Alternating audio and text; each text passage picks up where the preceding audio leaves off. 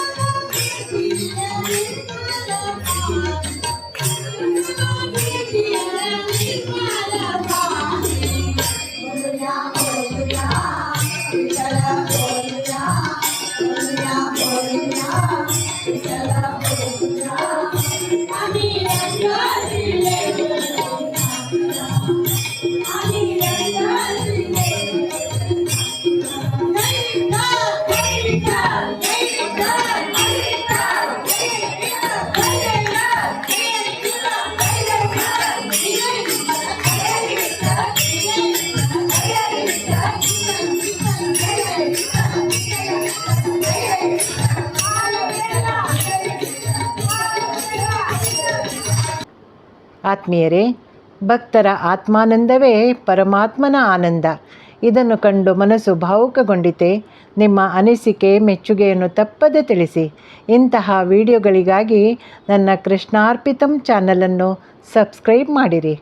ಎಲ್ಲರಿಗೂ ಶುಭವಾಗಲಿ. ಧನ್ಯವಾದಗಳು.